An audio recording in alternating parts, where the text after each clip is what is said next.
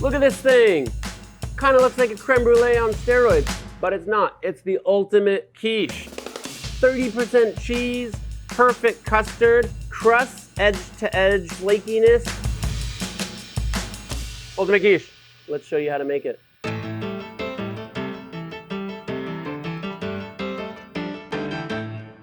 Before we dive into the ultimate quiche, let's revisit regular quiche. This is the best grocery store in Seattle, and this is the best they can do. Ooh, just looks sad already. This just goes back to, I feel like most quiche is like a catch-all for like, throw some stuff in a pan on a crust and dump egg on it. I can't even tell where the crust starts and the custard begins. Not into that. And you know, we're not just making a quiche, we're gonna learn a lot of things along the way that you can take to other places in the kitchen, you know? I'm sure a lot of tech bros that have brunch meetings order this and are very happy with it. I didn't wanna just buy a quiche and compare to the store-bought quiche. Last night, I made one. Like, it looks cute, it's got a cute dish. This is basically an attempt at making a great quiche with like not a great technique. Which, if this is good enough for you, go for it. This is great. But I've got a lot of good ingredients on top. This part of the crust is crusty, but none of the other crust is crusty. See when you see the top of a quiche? Oh, it looks so done and the quiche is set, but look at the bottom. And part of that is because of this dish, but a lot of that's just because of the overall technique of the whole thing. See how there's like kind of laminations starting to open up? That would mean I think we did a good job making the crust, but we didn't do a good job baking the crust. See, it just kind of turns into like scrambly mush, which isn't bad, you know, but I want like a silky custard all the way through. So we've got a custard problem to solve. We've got kind of like a flavor toppings problem to solve. And then the big one is the crust. I want a crust that's perfectly crusty. I should hear it and taste it and see it. You'll see flakes the whole way through. It's not just the recipe of the crust, it's not just baking the crust, but it's also this guy, the pan. I'm ready to get into it.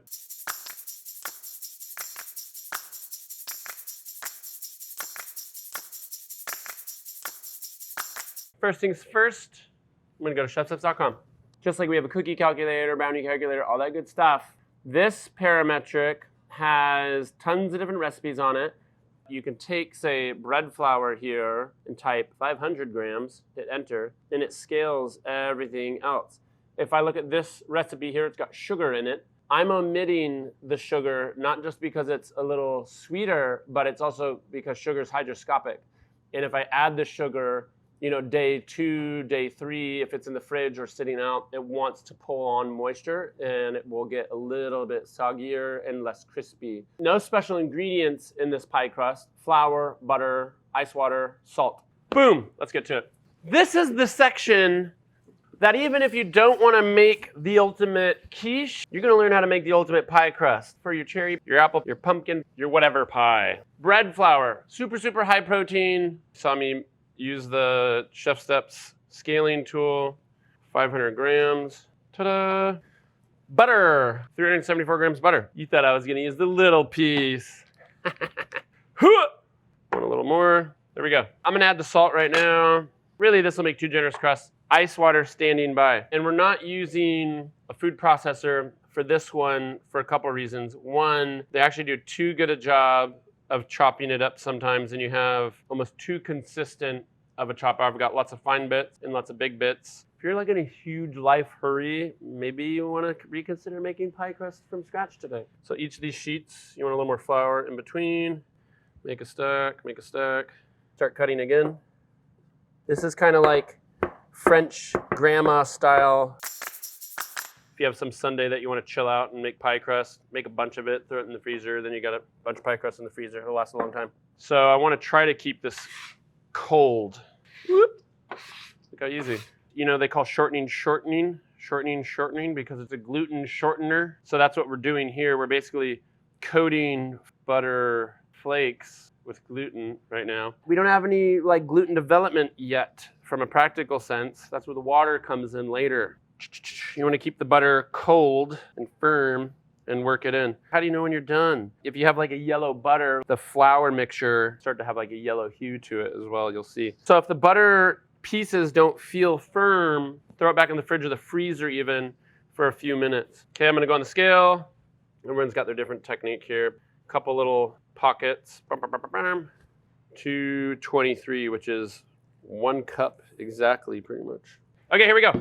You gotta mix this quick. You want all that ice water to evenly distribute and not just sit in one place and overhydrate. From here, you basically press it into a rough pile. You're not looking for like a perfect dough here. It starts to come together as we make it. It's not like making bread. You don't want it to be like silky smooth because all these breaks, that's what makes the flakes. The breaks make the flakes. Fold, rotate it, press, press, press. This is just like laminating any dough. Make sure the edges start to come together. Do that one more time. Still see big chunks of butter. That's good.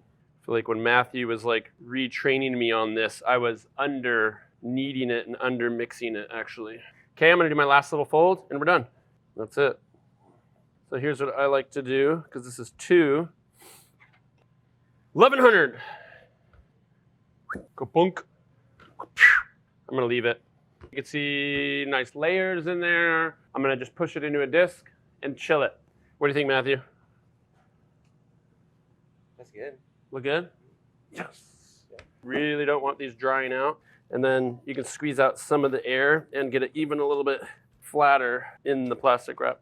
And we've made our dough. We still need to chill it and roll it. If we roll it right now, it'll shrink and be tough. So we need the water to do its work and develop some more gluten as it sits in the fridge. We also want the gluten to be relaxed, so it's crispy and not like hard. This perfect quiche crust just happens to be a perfect pie crust that you can use for any pie.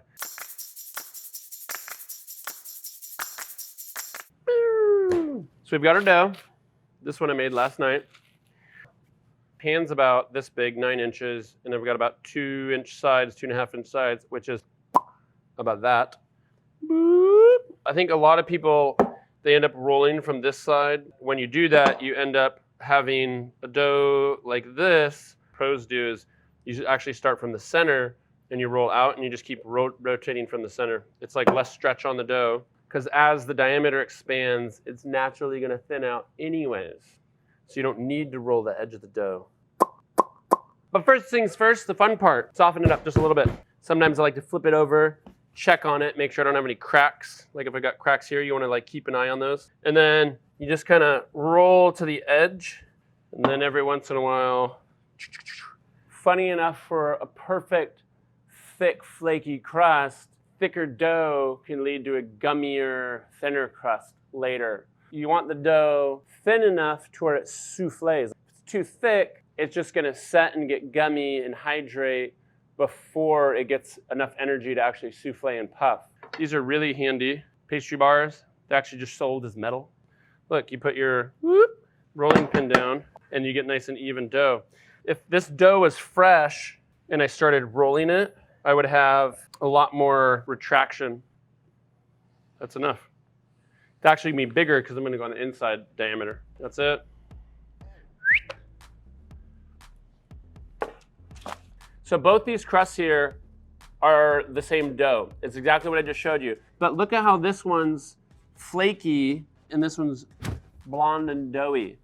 That's all about the pan, the baking technique, and everything that comes after making the actual dough. And that's what we're gonna get into next. Why do you think this pan is the perfect quiche pan? Holes, that's one of them. I'm loving the holes in this pan. Dark black too, and thin. Masochistic manufacturer out there sells this as a quiche pan. What's wrong with these people? Here's why I don't like this pan. This is the absolute worst pan you could buy. I know it looks cute, but it's just like the worst performing pan. They're not ever going to make a great crust, okay? They're never gonna work. You just can't get enough heat energy through this pan. So this pan I've been playing with for the last few weeks. Is like my new favorite pan. Black, so it absorbs heat energy. it's got these perforations which help it kind of like, one, get some different texture because these little dibbins kind of like, I don't know what you call them. One is the opposite of the hole, when something fills the hole and then it becomes a thing that was the hole, a negative of the hole. What do you call it? A little nubbin? I don't know. In addition to that, it helps like dump moisture out the sides, right? So if I'm gonna blind bake a crust, moisture can come out this side of the crust basically. Opposite, it's like extreme opposites, these two pans. Thin, thick, and this is just like a really good insulator of heat. This is a super good conductor of heat. And then also, this has no perforations or no holes, so this is gonna let moisture escape really, really, really fast. So this is one of the secret weapons to our ultimate quiche crust. And not just our ultimate quiche crust, but really any quiche or any crust. Some foil. Again, this isn't just about the ultimate quiche, okay? This is about the ultimate pie crust. And so you better pay attention, because when summertime comes and you want to make a cherry pie and your crust is soggy, don't come hollering at me. We're going to blind bake our crust, but not like how you've seen it elsewhere on the internet and other like average recipes. Most folks, I feel like they're baking it just until like, you know, the recipe is like 30 minutes, and they all say 20 to 30 minutes or 40 minutes or whatever, just because they're trying to get SEO and trying to make you click the recipe because they're trying to make it easy and trying to tell you it only takes 20, 30 minutes to blind bake a crust, but it doesn't. It takes longer. I'm sorry. It takes about 90 minutes, sometimes a little bit more. If you blind bake for 30, 40 minutes, you get that crust. But if you want this crust on the bottom, it takes about 90 minutes. I want this one. Flavor, texture, bland, no texture, doughy. Got my perfect pan. There's no way this can go wrong, right? A little bit of flour, just so it's not like sticking to your fingers. Here's what I like to do. Boom. Quarter. Ta-da. Point in the middle. Ta-da. Da-da. And then you start, instead of like shoving here into the corner, I want to push down from the top. You don't want to push the bottom. You want to push the sides. I want to fill this corner down here. Ta-da, ta-da, da-da, da-da, da-da, da-da. That's kind of like the initial little roundy. And then I'm just going to do one more aggressive, like really get it in the corner and push it on the sides too. This pie dough is 82% butter. You don't need grease. Also, this pan, and pretty much all pans, even that porcelain one, is not going to stick unless you underbake it and your custard goes in and the egg proteins bond with the porcelain, and then you got a whole mess and it's annoying. This is it. I'm going to throw this back in the fridge while I talk about what horrible things I'm going to do to this crust next. Look at all these pie crusts. You know when you're blind baking a pie crust, they're like, dump pie weights on it, or add some beans, or whatever, and you put your foil in and add some beans.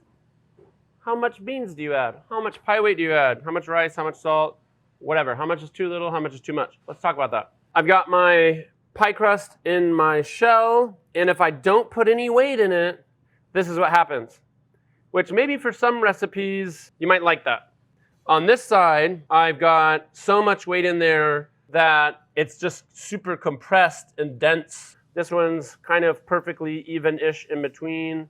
So how much weight is the right amount of weight for your pie crust when you're blind baking? Basically, I have a 9-inch diameter, half of that's 4.5 inches, and then you do pi r squared, beep, boop, beep, boop, bop. It's like times 3.14 something, that's all I remember.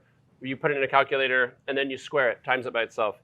For these guys, it's about 62 square inches. From there, I can say 10 grams per square inch is 620 grams of beans. And thankfully, I have a digital scale. Isn't that pretty cool? So I can put 620 grams of beans or rice or salt in there, and I've got about, what was it again? 10 grams per square inch. Not bad, but you can see even here, like all this is like more pâte brisée doughy.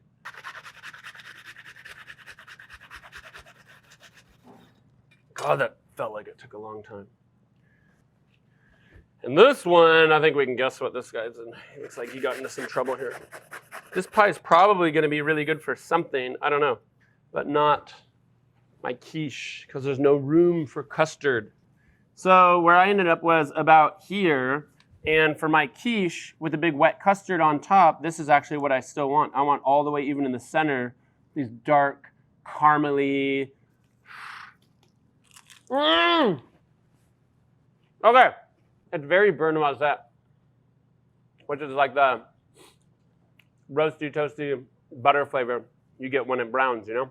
This crust would go like sweet or savory too, easily. We know how much weight we're doing. We're not doing no weight, and we're not doing 25 grams per square inch. We're doing about 10 to 12 grams per square inch of weight for our crust. Here we go, moving on. Okay, we got our pan. It has a dough in it. That's ready to be a crust. I've got my foil that's a little more tender. You want this to be firm, even frozen, before you put your foil in.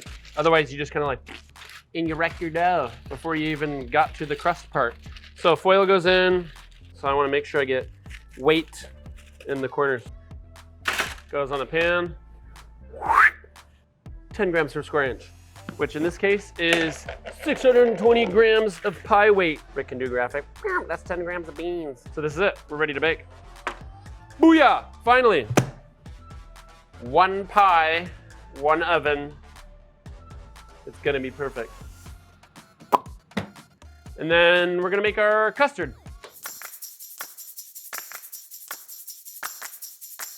This is like $70 worth of Gruyere. Oh, the quiche is ready.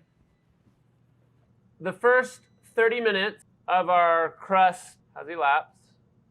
Now what we're gonna do is turn it back to another 30 minutes, but lower the temperature and check just in this little oven. See this?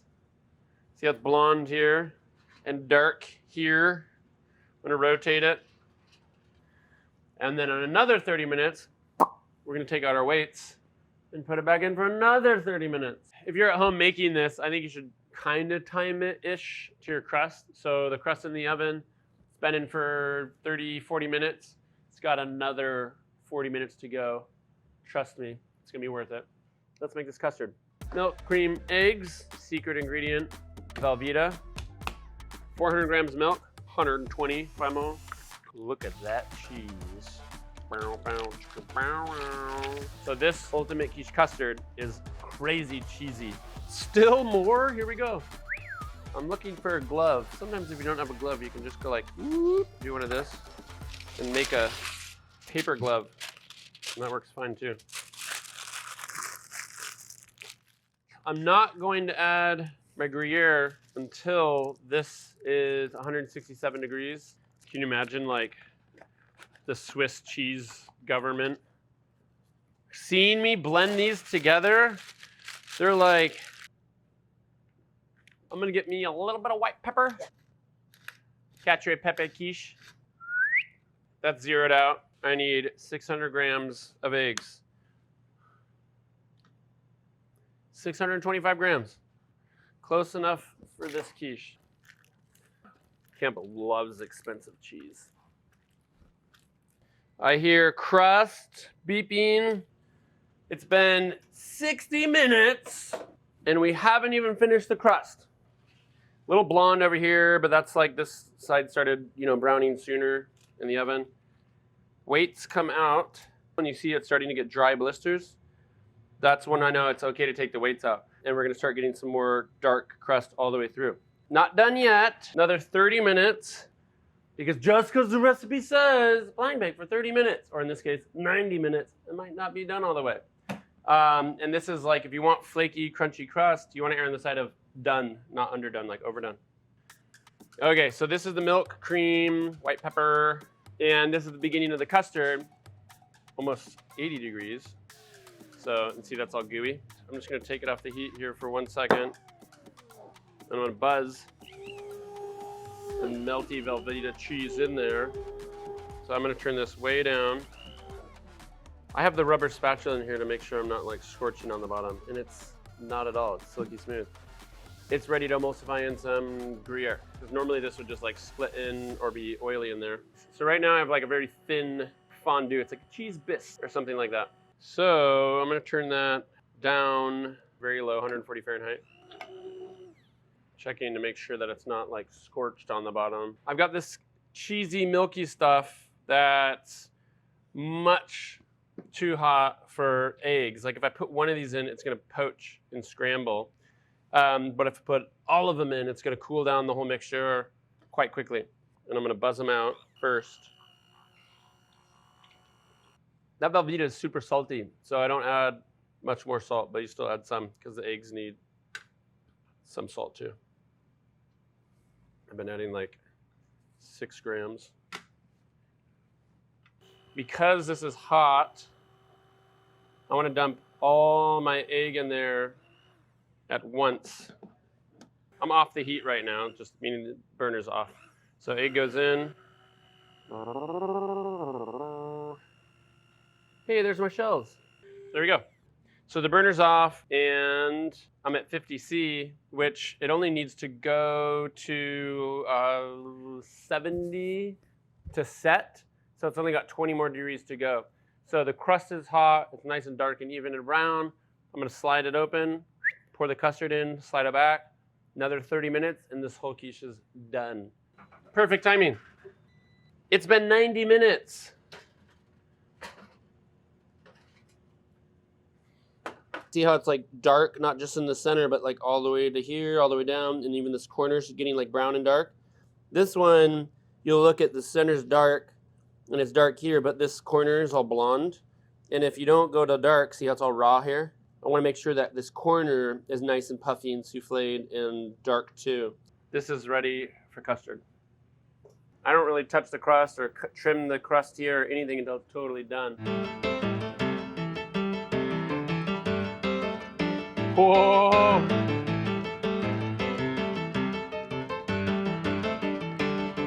Oh yeah! Okay, the lowest I'm seeing is 161, and it's done. And you see, it's got a little bit of a puff.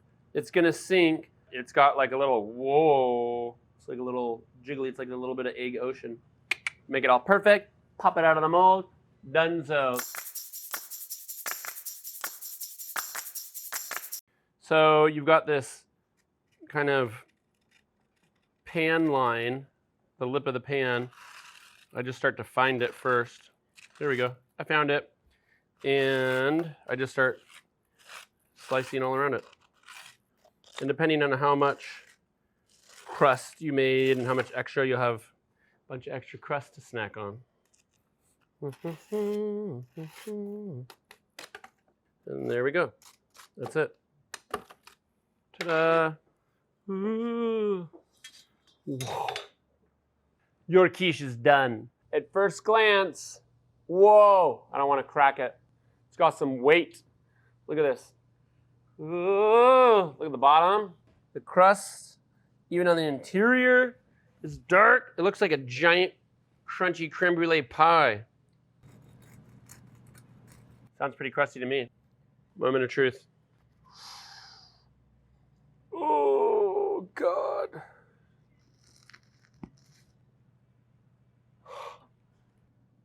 I can't look. Bam, bam, bam, bam! Boy! Look at this thing. Ah! It's just like so good and yummy looking. I'm like, it could be anything you want it to be. The crust itself is only 4 ingredients. The custard's only 4 ingredients. It's just letting the technique go their route and using the right tools. And you got to help it out, right? So you can't just dump a wet custard on a wet crust and expect it to be crusty later. It's not going to happen. You got to let it be crusty first. You got to raise it, grow it up, and then it stand on its own 2 feet. Then you can dump custard all over it, which is what we did. And I know some of you are like, why aren't there chunks in the quiche? The cool thing about this ultimate quiche is just silky, perfectly smooth technique all the way across the custard down to the crispy, flaky pie crust, right? And if you want quiche Lorraine, bam, ba, da, bam, serve it with a salad. Bacon, spinach and mushroom, asparagus and goat cheese, we got that too.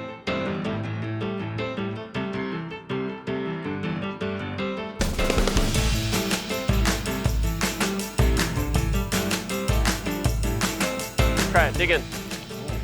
Yeah. Oh, that's creamy. Yeah.